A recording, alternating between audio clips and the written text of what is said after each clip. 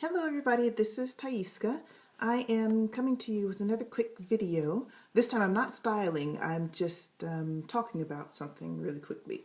So I am a member of a whole bunch of Facebook groups, and I still see lots of posts about ladies who go to a natural hair stylist or a so-called natural hair stylist and just come away with a horrible experience. And we hear the same horror stories over and over again. Either it's heat damage, or the style looks nothing like you expected it to look, or they didn't really know how to properly wash your hair, all kinds of other stuff. So having been a hairstylist for 5 or 6 years and having had my own series of horror stories by going to other stylists, I have come up with a list of 5 questions that I feel like you should be able to ask a stylist before you get your hair done, so you know whether or not you feel comfortable sitting in his or her chair.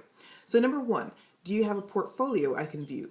So of course you want to see what the stylist is capable of, what they've done before, and things like that. But also, if you're getting your hair braided or twisted, especially with extensions, you want to pay attention to the edges. So look at the picture closely, but look at the client's edges. So if you see a lot of pulling, or the kind of Asian looking eyes in the picture, then you know that that's probably not a stylist that you want to go to, because they've been really, really tight with the edges, and you don't want the horror story of leaving, having a great style but coming away with no edges, or having a headache for 2 or 3 days afterwards. So you can also pay attention to the quality of the twisting and the braiding. You don't want to come away with, thinking you're going to get Senegalese twists and you've got a whole bunch of knots and other crazy looking things. Number 2, if you know that your hair likes certain products, ask if you can bring your own. I've seen other stylists get offended when clients bring their own products, but it might be a bit less off-putting for some people if you ask up front if they minded if you bring your own products, and just explain that you've already been through the trial and error, you already know what your hair likes, and you would prefer if the stylist would use these products. A good stylist shouldn't have a problem with that.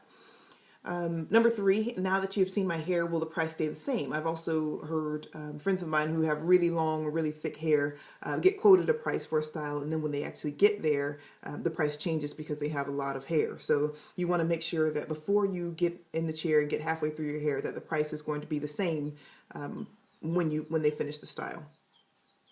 Number 4, if you have a style in mind, ask if the stylist thinks it's appropriate for your face or head shape. That's another thing that we often get caught up in, is seeing a fabulous style on Instagram or Facebook or somewhere else, and like, yeah, that's what I want. But we have a totally different face shape, a totally different hair texture or hair density or hair length than the person that's in the picture. So it might be good to get another person's perspective before spending all this money for a style that really would never suit you. Even if it was beautifully done, it just wouldn't suit you.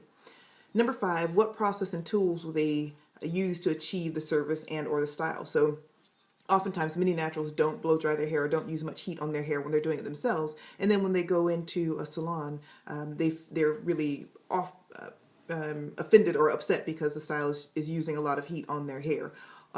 Or some stylists who don't really understand the nature of Afro hair, and that you really shouldn't use small combs to comb through the hair.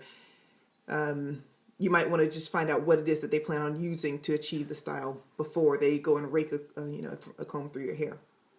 So anyway, that was just it. I hope this has been helpful. I hope you find it useful, and I hope that you don't have any bad hair experiences with any stylists in the future. Have a great day, and I'll be back soon with another tutorial video.